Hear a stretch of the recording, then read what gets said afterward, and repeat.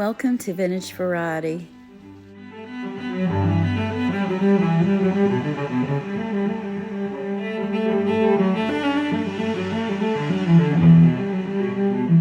Today's content is all about storing and organizing your jewelry. This content was requested by two viewers, Diana and Van. I have done content in the past showing different ways that I like to store jewelry. I thought, why not do an updated version? I'll show you all of the different methods that I use. Some of them I still continue to use. And then I will show you what I came up with that works the best for me. If you want to see those older videos, you can find them on my channel. Just go to the main page under videos and you can look back. And usually the title will kind of give you the idea of what I'm showing. I did want to start out by showing you guys my collection of jewelry reference books. This is something if you're new to collecting, or even if you're a long-time collector, it's really invaluable information. I know that often I've purchased a piece when I was out thrifting, came home, decided to do a little research on it, and found out that it was actually a book piece. So it's a really good idea if you love jewelry and want to collect it and learn more about it, to kind of have yourself a few reference books. I always recommend, if you're out thrifting, at a yard sale, estate sale, anywhere they might have some books, is to look for this type of book. It's the least inexpensive way to add these books to your collection. And these books are really invaluable when it comes to learning and researching pieces of jewelry. Let's start off by talking about this type of jewelry storage. This is just your small run-of-the-mill dresser or vanity top jewelry box. Doesn't hold a lot of jewelry, but I think that all of us own at least one of these or have owned one during our lifetime. And I think this is great if you're just starting out. Let's say you're a teenager and you're just beginning to build your jewelry collection. Something like this is going to work out fine for you. I have more than one of these boxes and I do still use them. But as you build your jewelry collection and accumulate more pieces, something like this just really isn't feasible. You can see this doesn't hold a lot of jewelry. I have necklaces, necklace pendants, I have some earrings, and a few brooches in the top of this box, and it works out okay for these pieces. I do have them spread out so everything has enough room that it doesn't get tangled up. This box also has a narrow drawer in the bottom of it. I have a few pieces stored in it, a watch, a bracelet, a necklace. Obviously, as I've already said, this is great when you're just starting out, but again, there's just not a lot of space in these jewelry boxes like this one. I have a few more jewelry boxes similar to the one I've already shown you guys on this upper shelf. And again, not enough storage. I have specific items stored in these boxes. One of them contains my cameo collection and it does have dividers in it. The other one has a collection of different pieces from a certain era. And then on the very top is a travel case for jewelry that I use when I'm traveling. On the opposite shelves, I have another jewelry box. The box you see sitting beneath that is not a jewelry box. It's actually a case with a celluloid brush and mirror that was gifted to me by my cousin. This small wooden jewelry box, all that I have in it are repair pieces. And you can see I have quite a few necklace stands. And I use these quite often in content, but I also use them to store and display pieces. Another method that I've used in the past and still continue to use are boxes like this one. A lot of times if you have a piece like a long necklace or multi-layered necklace that's really easy to tangle, you might want to keep it separately in something like this. The necklace that I have in here is a multi-strand necklace and it's a goldette necklace.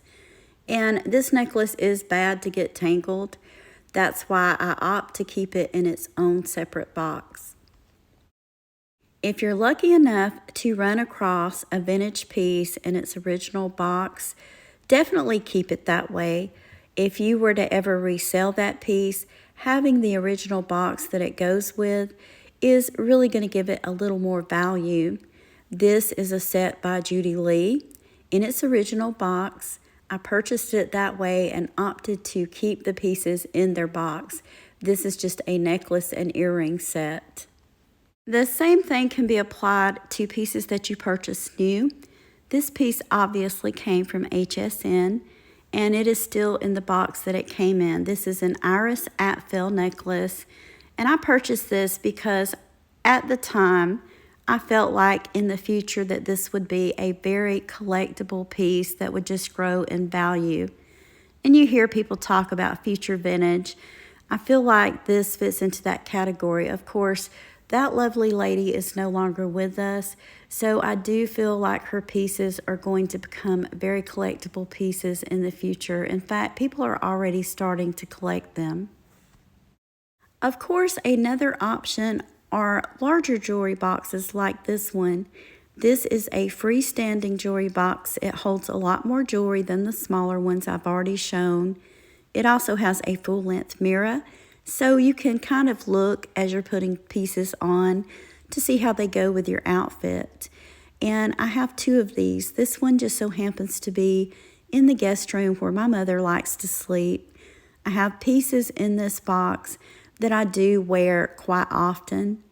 And I have another one that I will show you guys in my bedroom with more pieces that have more of a sentimental value, but they are also pieces that I like to wear. And you can see this is a box that I haven't gone through recently when it comes to downsizing on pieces, because I do wear a lot of these pieces. Another thing that I really like about this box, because I do have grandchildren, is that it can be locked. Because one of my grandsons really likes to get in here and look at the jewelry, and I really don't want him to get it all tangled up and messed up unless I'm in here looking at the items with him. But you can see it has storage on both sides, even on the door. So this is a really great option if you're just starting out and building your collection and want to purchase something where you'll have plenty of room to expand. This is the same freestanding jewelry box that I've already shown you guys, but this is the second one and it's in my bedroom. It's not anywhere near as full as the first one. A lot of these pieces, as I've already said, have a lot of sentimental value. They are pieces that I wear, but I kind of like to keep those separately. And often when I'm getting dressed, I'll choose a piece out of this box to wear with whatever I'm wearing that day, just for the sentimental value of it. Now that I've shown you a few different methods that I've used over the years for storing jewelry and still continue to use, I wanted to show you what I came up with. This is a highboy chest, and it originally belonged to my daughter. Of course, this would be used for storing clothing, but she was no longer using it, told me I could have it, and I decided to take this and turn it into a huge jewelry box. So we're going to go over, have a look through the drawers, and you'll have a better idea of how I utilize jewelry trays for separating, categorizing, and storing my pieces in this chest. We're going to have a look at all of the jewelry that I have in this chest, and I did mention jewelry trays to you guys. In my opinion, as a very long time collector, the best way to store and organize your jewelry are stackable jewelry trays. And that is the majority of what I have inside of this chest, although I do have some pieces in individual boxes. When it comes to organizing your jewelry inside of these trays, the possibilities are endless, and it's just really whatever works best for you. There are a lot of different things that I do and have done in the past, and I'll give you a few examples. You can organize your jewelry in these trays by the era the jewelry came from, by the materials. For example, have one tray dedicated to just rhinestone jewelry and another to sterling. You can also organize them individually. Let's say have one for bracelets and one for necklaces. Or if you have certain designers that you collect a lot of pieces from, you can allocate certain trays just for those designers and those designers only. There are a lot of different places where you can purchase these trays, including online. I will throw out one word of caution to you guys. If you go to the jewelry supply websites and purchase these trays, The price seems really good, and usually if something's too good to be true, it is. In my personal experience, first and foremost, the trays aren't quite as sturdy. And second of all, even though the tray is a cheap price, that doesn't include the liner for the tray to protect your jewelry, and it doesn't include the inserts. So once you add in all of those things, the trays end up being a little more expensive than they were, let's say if you purchased them at a hobby or craft supply store. This is an example of one of those trays, and you can see it doesn't have a lining in it. All I'm using this for is to store a couple of necklaces that are either plastic or lucite, because I really don't trust these trays. You can see where it's already cracking here on the corner. And I did have a tray like this where I had a lot of glass pieces in it, and I picked it up and the whole side came out of it. So I really don't recommend this type of tray. In the past, I have bought trays from a lot of different places, and so far my favorite trays have came from Amazon. I like buying them from Amazon, first of all, for the convenience. If I order something from them and I don't like it, it's really easy to initiate a return. Second of all, I just feel like the quality's been a lot better. They have a big selection of different sizes and colors. They usually come in sets, and they're already equipped with everything you're going to need, such as the liner, the dividers, and the inserts. So far, my favorite set that I've ordered, and I've ordered about 4 sets, is the trays. I think it's a set of 3. It has a glass cover on the top of it. And the reason I like that set is because if you've got the stack of trays sitting out somewhere, that glass cover helps keep dust off the top layer of jewelry. In my case, because I use the trays inside of my jewelry chest that I created, I like to take that top cover and just flip it over and use it to store lightweight items such as plastic beads and stuff. So you guys know that I am partnered with Amazon through their influencer program, and anytime something sells through my storefront or one of my links, my channel does receive a small commission, and it really helps my channel out. But as always, there's never an obligation to buy, and keep in mind, the products that I do recommend are products that I myself have tried and been happy with. So anything that I've purchased that I didn't like does not get recommended on my channel. So if you're interested in any of these trays, I'll leave a link to my storefront and all of the individual trays that I've purchased in the past in the description box below this video. But now that I've told you about where I like to get my trays, I'm going to show you how I have my trays organized inside of my jewelry chest. Some of my trays aren't as organized as I would like them to be, but I do wear jewelry that you see in this chest, so I'm constantly pulling pieces out, putting them on, moving things around. This first tray is intended for rings, but I'm not using it for its intended purpose. You can see I have a few necklaces laid out in this tray neatly. I also have a pair of earrings and a couple of brooches. This tray has dividers in it, and all of these pieces are signed pieces. Most of them are sets, mainly brooches with matching earrings. This is another tray with dividers, and in this tray, most of what I have in here are things like Siam sterling, Toledo ware, and damascene. And there's a few other pieces in here that I would say are Asian inspired. Here I'm using one of those tray lids that I mentioned earlier, and what I've done is I've just flipped this over, and all of the pieces on this tray are natural stone, such as tiger's eye, garnet chips, and things along that line. The tray beneath that one consists mostly of beaded necklaces, although I do have a few bakelite pieces that I've recently worn mixed in. This tray has an insert specifically for necklaces, and this is a mixture of both vintage and antique necklaces. This is another glass tray topper that I flipped over, and I'm using it for storage. The majority of the pieces on this topper are ethnic style pieces, with the exception of one beautiful rock crystal quartz necklace that came from Dana Stewart Coates over at Killer Queen Antiques. And it's in this tray because I recently wore this necklace. The majority of the pieces inside of this tray are check pieces, Although I do have a few other pieces floating around in this tray, so this one certainly needs to be reorganized. This tray is organized by designer. All of these pieces are Coro, and really I need a second tray for my Coro pieces.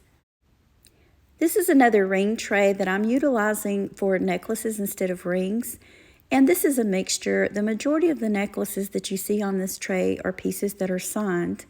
Beneath this, I have tons of earrings, all different eras and styles. And I like to look through this tray when I want something a little more unique to wear, including the clip-on earrings, which I do like to wear from time to time. Beneath that, I have some watches.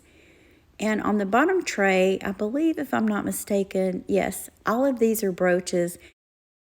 This is yet another tray with dividers. All of the pieces you see in this tray, they are signed. There is a couple of exceptions. There's a couple of pairs of really large clip-on earrings in this tray. And the reason I keep them with these pieces is because they fit so well in the tray. You can see how large these are, but I really think they're fabulous. All of the pieces you see in this tray, these are all by listener. And this isn't really overcrowded. I just need to straighten up the pieces because there are a couple that I recently wore. All of these pieces are by Monet. This isn't the only tray of Monet jewelry I have. I have at least 2 or 3 trays that are dedicated solely to Monet because it is one of my favorite jewelries to collect. All of these pieces are rhinestone pieces. The majority of them are brooches, and I call this my showstopper tray. Some of these pieces are signed. I know there's some Juliana and some Monet, so this is an example of dedicating trays to pieces and kind of organizing it by the type of jewelry that it is, in this case, rhinestone jewelry. This is yet another tray that's dedicated to pieces that were made in Czechoslovakia. This tray contains necklaces. Some of them are vintage and some of them are antique. All of the items you see in this tray, all of these are bracelets. And then I have the tray beneath this, and all of these are dress clips, things like sweater clips and scarf clips. And on the bottom tray, all of these are antique brooches and pins. This is another glass lid to cover the tray that I've flipped over, and I'm using this for some of my Sarah Coventry pieces. This is the only tray I really have that's dedicated solely for rings, and you can see I have a mixture of different types of rings. This is another tray of Monet jewelry, and I also have a tray beneath it. This one has smaller dividers, and all of these are also Monet pieces, mostly brooches and earrings. I am going to go through this chest and I'm going to show you each and every tray, which is something that I've never done before because I want to give you a chance to look at my entire collection and get an idea of how I like to put things together. I'm not going to name out what's in each individual tray. I'm just going to let you guys have a really good look. I will tell you that I've been collecting for a very long time, and I have been going through a lot of my jewelry lately and picking pieces that I no longer wear, that I don't want to keep. Some of them I have passed on to friends or gifted to family members, and a lot of them I've been listing in my eBay store. There are quite a few pieces that I probably won't get rid of, and those are pieces that one day I will pass on to my daughter and of course my daughter-in-law if there's any of them that she wants. I hope you guys enjoyed looking at all of my different pieces of jewelry. I know it is quite a bit to take in, but I do love jewelry. I love wearing it, looking at it, and collecting it. Hopefully I gave you guys some really good ideas for ways that you can arrange and organize your jewelry. If you enjoyed this content, please remember to give me a thumbs up and leave me a comment letting me know which pieces of jewelry were your favorites. I want to thank you for taking time out of your day to share these items with me. If you haven't already, please consider subscribing to my channel and ring the bell for notifications so you'll be notified anytime I upload new content. Thank you again for watching, and I hope you all have a wonderful day.